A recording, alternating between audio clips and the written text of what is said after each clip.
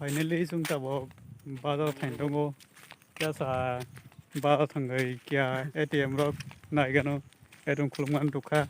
मास गायसानो बेसे उनगा एटिएम खुलुमनानै दिनै मा मान थांनाय लेगानो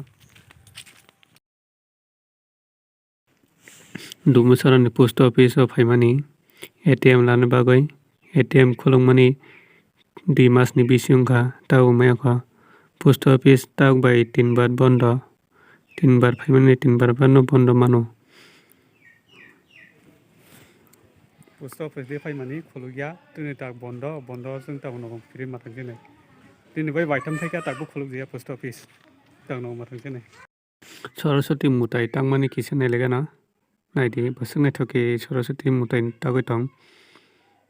नायदि सरस्वतीनि बागै नग नांखे अर अदरय मानो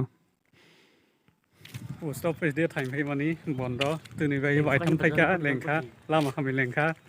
डेली फाइव बंद मालायो डेली फाइव बंद मालायो दिनै बंद जों दाबाय फाइमानि मागाना संखा लेंनायखा लामा खामाय मास 2 मासनि बेसे उनगा फंगा एटिएम खुलुमनानै ताकबो माया खुसु खुलुम दिया फंगा पोस्ट ऑफिस बो बायदिङै किसा बाजारा बेरायनाय लेगाना अबखाय दुमुसरा हकु तिसनि बाजार किसा नाय लेगाना